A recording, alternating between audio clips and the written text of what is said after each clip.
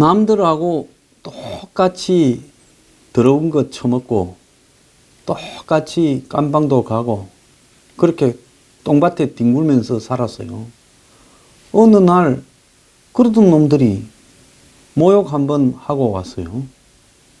그러더만은 그때부터 우리는 천부적으로 깨끗함을 타고난 도덕적인 정권이다라고 이야기를 하면서 같이 처먹고 놀던 사람들을 향해서 야, 이 도둑놈의 새끼들아, 다 깜빵에 쳐넣겠다고 이야기를 합니다. 같이 묵고 놀던 사람들이 하는 동안에 지금 차례대로 다 가고 있어요. 그래서 같이 묵고 놀았으니 도둑질을 어디서 하는가는 너무 잘 알지요. 어떻게 하면 돈을 받고 어떻게 하면 돈이 되고 어디를 건드리면 쳐넣을 수 있는가를 다 아는 겁니다. 국정원의 특수활동비 같은 경우가 그런 거죠. 역대 정권이 국정원 특수활동비 갖고 이리저리 안 쓴 놈 있으면 한번 나와봐라. 그건 분명한 이야기죠. 그럴 때는 자기 정권이 국정원 특수활동비를 가지고 장난친 것도 반성하고 해야지요. 자, 그렇게 어느 날 나는 깨끗한 놈이다. 날 때부터 이렇게 주장한다고 믿기겠습니까? 그래서 도덕군자인 척하는 이 주사파 운동권들이 걸려들었어요. 어디서 걸려들었느냐. 드루킹 문제에서 딱 걸려들은 겁니다. 자, 드루킹 문제가 이 문재인 정부의 도덕 정치에 대한 아주 상징적인 이 대치기가 되고 있다고 지금 이야기를 하고 있습니다. 자, 이 정권이 이제는 이 드루킹 사건으로 우리가 도덕적이다라고 할 수 있는 부분, 촛불 시위의 직접민주주의의 원조라고 할 수 있는 부분, 이것이 나라냐라고 할 수 있는 부분까지도 다 알고 보니 똑같이 사기꾼들이 다른 사람을 사기꾼이라면서 내몰아넣은 거예요. 솔직히 따지고 보면 더 사기꾼이. 자, 이게 이 문 정권의 본질이고 드루킹 사건의 본질입니다. 자, 그런데 이 드루킹 사건, 언론들이 요즘은 별로 이렇게 보도를 하려고 하는 의욕을 별로 안 보이고 있어요. 송인배가 처음에 경찰에 이 드루킹 일당들의 조사 과정에서 언급된 것이 무려 4월 17일이라고 합니다. 4월 17일 날, 이 4월 17일은 어떤 때입니까? 드루킹 사건이 처음으로 13일 날 공개됐고 14일부터 시끄러워졌어요. 15, 16, 17 한참 초반에 시끄러울 때 드루킹이 경찰에다가 송인배가 김경수를 소개해 줬다라고 진술을 했고 18일 날 경찰청장이 따놓은 당상이라는 이주민 서울청장한테 송인배 이야기가 나왔다고 수사팀이 보고도 했다라는 겁니다. 자, 송인배는 16일쯤에 이 16일쯤이라는 부분도 웃기는 거예요. 17일 날 드루킹이 진술했는데 하루 전에 미리 했다. 근데 이 16일이 아니라 16일쯤이라고 이야기가 되고 있습니다. 그래서 보통 이럴 때는 드루킹이 송인배를 경찰에서 진술하니까 사후적으로 송인배가 드루킹이 진술하기 전날쯤에 청와대에 자진해서 드루킹 측에서 200만 원을 받았다고 신고를 한 것처럼 서류를 만들어 놨다. 이렇게 해야 되지 않겠습니까? 자, 14일 날 김경수가 등장했고 드루킹이 17일 날 이렇게 수사 과정에서 이야기를 했고 그리고 이 18일 날 이주민 청장한테 이 사실이 보고가 됐다는 겁니다. 경찰청의 내용에 따르면 범죄 수사 규칙에 드루킹 사건처럼 고위공직자가 연루된 비사건이나 사회적 이목이 집중된 사건은 지방경찰청장이 경찰본청장한테 보고를 해야 되는데 4월 18일 날 이주민이가 이 사건을 보고받은 다음에 이철성 경찰청장한테 보고 안 했다고 이야기하고 이철성이는 몰랐다라고 이야기를 하는 것이 과연 맞는 이야기냐라는 거죠. 경찰도 전부 거짓말을 하고 있다라는 겁니다. 청와대의 문 대통령 핵심 인사, 그러니까 부속실, 제1부속실의 비서관이 여기에 연루됐다고 진술을 범죄자가 했는데 그거를 본청장한테는 보고하지 않았다. 자, 청와대는 5월 20일 날 한 매체가 송인배와 관련됐다라고 보도하기 전까지 송인배가 4월 16일 날 저것끼리 이야기로도 4월 16일 날 송인배가 이야기했다. 그래서 뭐 20일 날, 26일 날인가 두 번에 걸쳐서 민정비서관실에서 조사해서 별게 없었다라는 이야기까지 한마디도 공개하지 않은 겁니다. 서울청장은 드루킹 사건을 송인배가 연루된 줄 알고도 한 달 이상을 본청장한테 보고하지도 않았다라는 겁니다. 송인배가 4월 16일 날 이야기하는 것도 매우 자기적인데요. 서울청이 이 사실을 드루킹으로부터 17일 날 듣고 청와대에 이야기를 해줘서 청와대가 사후적으로 16일 날 자진 보고받았고 그 직후에 조사를 2차례 해서 문제가 없었다라고 이렇게 대외적으로 정리를 해놓고 있다가 나중에 언론이 보도하니까 사후적으로 확인하면서 그런 식으로 알리바이를 만들어 오게 대해서 경찰이 청와대에 이걸 몰래 알려줬다면 공무상 비밀 누설이나 비사실 유포죄에 해당이 된다는데 청와대에는 보고한 적이 없다고 말을 하고 있어요. 그렇게 말을 하겠지요. 그러니까 우리만 나중에 알았지. 김경수가 연루된 줄, 그리고 송인배가 연루된 줄 경찰은 처음부터 사실 초창기에 일찌감치 알고 있었다는 겁니다. 그래서 이 사실에 경찰, 검찰부터 시작해서 구치소까지 하고 있는 짓거리가 웃기고요. 또 재판부터 웃겨요. 드루킹에 대해서 무슨 접견이나 무슨 서신 제안 말이 되는 소리입니까? 자, 변호사가 없어서 국선 변호사가 붙었는데, 자, 국선 변호인이 23일 날 갑작스럽게 붙었대요. 자, 그런데 이 국선 변호인이 공판 기일을 미루어 달라고 한 연기 신청서를 제출했다고 합니다. 23일 날 임명된 국선 변호인이에요. 지금 이 대목에서 재판을 빨리빨리 하면 어떻게 되겠어요? 일단 드루킹이 한 개 사건만 별개로 해서 빨리 진행되어서 그거는 풀려나고 다른 건은 다른 건대로 또 이제 처리가 되는 방식으로 가게 되는 게 원래는 정상이겠죠. 풀려났다가 또 딴 건으로 문제가 있으면 다시 기어 들어가더라도 지금 딴 건이 커졌다고 해서 처음에 하던 재판을 다 이거하고 엎어서 할 수는 없는 거 아니겠습니까? 그런 식으로 하면 예를 들어서 그 뭐 문제가 있는 거죠. 개인의 인권 문제에서도요. 자, 그런데 이 재판을 지금 언제로 미뤘느냐? 6월 20일까지로 지금 재판을 미뤘다고 합니다. 그러면 5월 23일 날 선임된 변호사가 사실상 한 달 뒤로 재판을 미뤄버렸다면 한 달 동안은 드루킹이 이제는 못 나온다는 거 아닙니까? 자, 그거는 무슨 말이겠어요? 특검하기 전에 드루킹이 기어 놓는 일이 발생하면 안 된다는 거죠. 그래서 국선 변호인이 이 드루킹을 변호해 주려고 국선 변호인을 맡은 게 아니라 권력의 지시에 충실히 복무하는 것인가 하는 의혹이 지금 안 들 수가 없는 상황인 겁니다. 국회는 통과됐지만 국무회의에서 이를 갖다가 의결을 해야 되는데 오늘 이제 국무회의에서 의결이 됐대요. 오전에.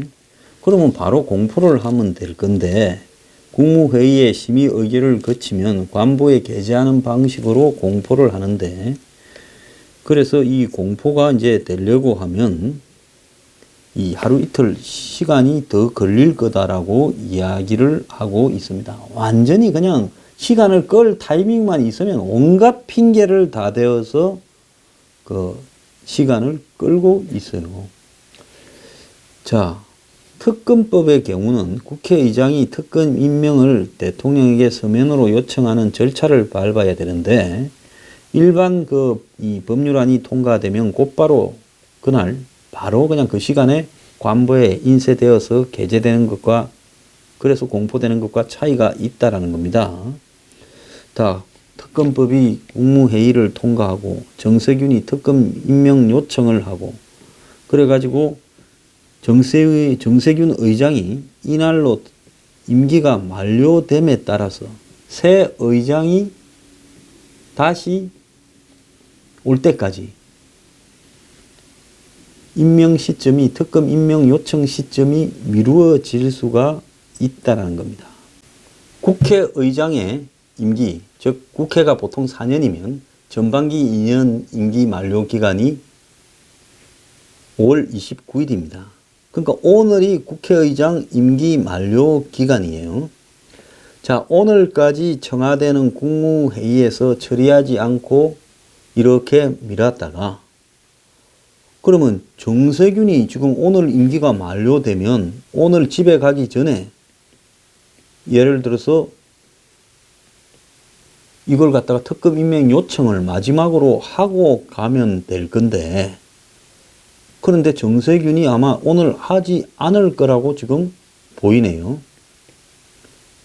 그 청와대가 지금 공포하는데 하루 이틀이라고 했지만은 사실상으로는 이 청와대가 공포하는 문제가 중요한 게 아니라 대통령에게 특검 요청을 해서 특검 요청이 들어가야 공포가 되지 않습니까? 그러니까 문제는 공포라는 것도 지금 곧바로 안 하고 하루 이틀 걸린다는데 공포가 하루 이틀 시간 끄는 것보다 더 큰 문제가 국회의장이 지금 특검 요청을 못하게 된다는 거 하루 이틀 끄는 사이에 청와대가 만약에 오늘 곧바로 공포를 해버리면 정세균이 특검 요청을 하고 집에 가면 돼요. 근데 이자들이 각각 조금씩 더 개기는 쪽으로 해서 하루라도 시간이 빨리 안 되도록 애를 먹이고 있다는 겁니다. 그래서 오늘 지나면 공포도 안 된 거를 특검 요청을 이렇게 국회의장이 서면으로 할 수도 없는 거고 자, 청와대는 관보에 하루 이틀 걸린다. 그러면 국회의장은 집에 가버렸어요. 자, 그러면 국회의장이 없기 때문에 그 특검 관련 법에서 정한 것은 3일 이내에 요청권자가 없을 때는 새로 구성해야 된다라는 결론이 나와요. 그러면 국회의장을 지금 뽑으려면 투표를 해야 되지 않습니까? 여야가 임시국회를 소집을 해서. 그래서 그러려면 언제 될지도 모르는 거예요. 지금 여당 안에서도 서로 국회의장 해먹겠다고 쌈박질하고 있는 마당에. 그러면 국회의장이 거리 시에는 부의장이 권한을 대신할 수 있는데 이번 사안은 부의장을 포함해서 의장단 전체가 오늘로 집을 가버려요. 그러면 국회의장을 대신할 부의장도 없다라는 겁니다. 그래서 국회 총장이 권한을 이렇게 대행하도록 규정하고 있는데 직무 대행의 범위가 무슨 국회의장의 전체의 직무를 대행하는 게 아니라 임시 국회를 소집하는 것만 대행을 할 수 있다는 거예요. 그러니까 국회 사무총장이 할 수 있는 일도 아닌 겁니다. 그러면 국회가 의장, 부의장이 사고가 있을 때는 임시의장을 선출해서 대행을 할 수 있는데 임기가 만료되어서 집에 간 거를 사고라고 이야기하고 예를 들어서 의장, 부의장이 비행기를 타고 가다 떨어져서 다 죽었다. 이런 게 사고거나 안 그러면 의장, 부의장이 같이 돈을 받아먹어서 구속돼 버렸다. 이런 게 사고인데 이게 임기가 만료된 게 사고에 포함될 수 있느냐. 이렇게 하면 또 그것도 곤란하다는 거예요. 옛날에 이제 이렇게 이 임시의장을 선출해서 국회를 한번 할 수도 있었는데 현 의장하고 부의장을 임기를 며칠 연장을 시켜가 처리했다는 거예요. 근데 드루킹 특검을 위해서 의장과 부의장을 며칠 더 임기를 연장시킨다는 것도 문제가 있다는 거예요. 그러면 이제 가능한 방법은 신속히 국회의장을 갖다가 빨리 뽑도록 하는 것이 중요한데 민주당은 문희상을 지금 국회의장으로 내놨고 그럼 부의장 2명을 또 야당이 갈라먹는 문제 가지고도 또 지금 쉽지가 않습니다. 여당에서 부의장도 하나 더 차지하려고 할 가능성도 있고요.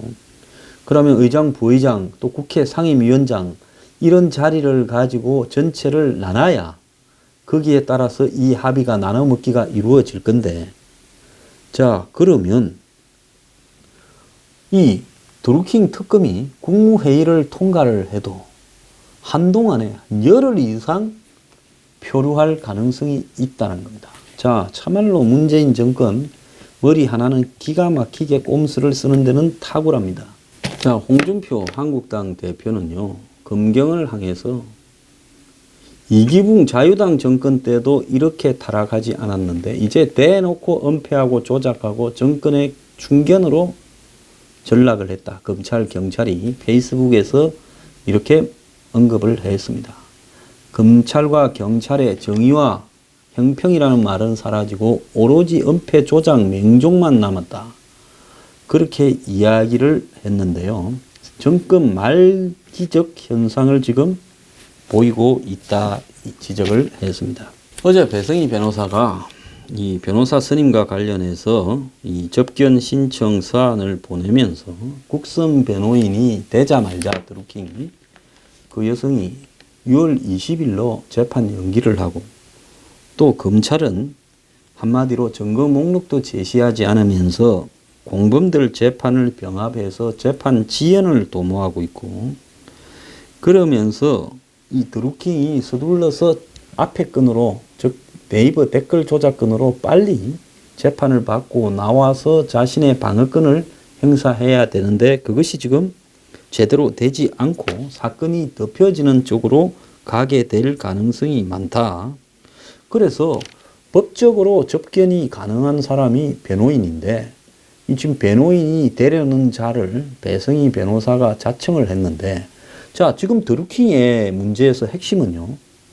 자, 접견도 제한해. 직계 좀비속 빼고는. 편지도 가지 못하게. 그러면 드루킹이 변호사를 임명을 할 때 기존의 변호사는 다 그만둬 버렸어. 일단 자기한테 변호사를 해주겠다라는 사람이 거의 없으니까 감옥에서 접견 제한도 되고 편지도 받아볼 수 없는 드루킹은 국민으로서 누구나 받을 수 있는 변호인 조력을 갖다가 받지 못하고 판사가 임명한 국선 변호사의 조력만을 받을 뿐인데 건당 30만 원짜리. 근데 국선 변호인은 재판을 연기를 해버렸어요. 6월 20일까지. 그러면 그건 드루킹에게는 매우 불리한 부분이죠. 지금 드루킹은 빨리 앞에 건으로는 나와서 나중에 추가적인 댓글 조작이나 범죄가 인정이 되어서 감방을 다시 간다 하더라도 지금 공개적으로 자기 목소리를 내고 공개적으로 법적 대응을 할 필요는 있지요. 그러면 지금 감방에서 완전 고립된 드루킹이 변호사를 임명할 수 있는 권한이 있습니까? 없잖아요. 변호인이 되려는 자라고 박근혜 전 대통령 때도 유영하 변호사가 그렇게 해서 접견을 했잖아요. 접견신 사유에 변호인이 되려는 자라고.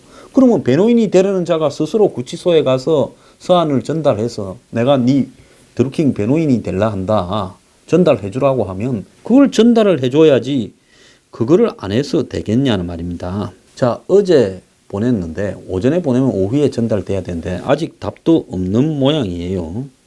자, 그래서 어제 구치소 측으로부터 지정 변호인 외에는 접근이 안 된다 하는데 형사 사건에서는 사선 변호사는 사임을 해버렸고 국선 변호사는 지정 변호인이 아닌데 드루킹이 지정한 게 아니잖아요. 그러면 이 배성희의 변호사의 뜻을 확인을 해서 이걸 전달을 해서 드루킹의 입장이 뭐다라는 것을 전달을 해줄 의무가 당연히 있지요. 그래서 실제로 이 드루킹과 관련한 부분에서 지방선거가 끝날 때까지 누구도 드루킹을 지금 면담을 못하게 하고 변호인도 임명될 수 없도록 지금 변호인이 되려는 사람의 자청하는 사람의 편지도 전달하고 있지 않다라고 지금 해석할 수밖에 없는 겁니다. 오작죄라는 게 업무방해죄인데 업무방해죄로 들어간 사람을 접견 제한하고 고립시켜서 철저하게 차단을 해야 될 이유가 뭐가 있냐는 거죠. 그게 매우 부당한 행복추구권 침해라고 이 이야기를 하고 있어요. 그래서 자, 변호인을 피의자가 누구를 선임하건 재판 지연 행위를 갖다가 이렇게 막기 위한 자기 권리를 행사하는 부분, 그리고 변호인을 갖다가 만나서 자기 마음에 드는 변호인을 임명할 권리 등이 접견 제한이나 서신 제한에 해당되는 것인지 배 변호사도 의문을 품고 있고 저도 의문을 제기를 하는 겁니다. 자, 어제 전달을 드루킹한테 했다는데 그 결과가 어떤지에 대해서 아직도 말을 하고 있지 않아요. 드루킹 개인이 좋아서 이러는 게 아니고요. 드루킹이 진실을 밝히게 하려면 그가 자신의 입으로 진실을 전달할 자기가 믿을 수 있는 변호사가 있어야 되는데 뭘 중대한 범죄를 저질렀다고 독방에 가다 놓고 가족 외에는 접견이 되지 않고 있고 가족은 사실상 남이고 그러면 누구도 접견이 안 되고 편지조차도 전달 안 된다고 하고 그렇다 치더라도 변호인을 접견할 권리는 드루킹에게 줘야 최소한의 민주주의에서 인권 존중은 이루어지는 거 아니냐는 겁니다. 그런데 변호인이 하겠다고 나섰는데 그런데 그것조차도 지금 막고 있다는 거예요. 이게 대한민국입니다. 이게 촛불 국가예요? 이게 촛불 민주주의예요? 진짜 니김입니다. 니김.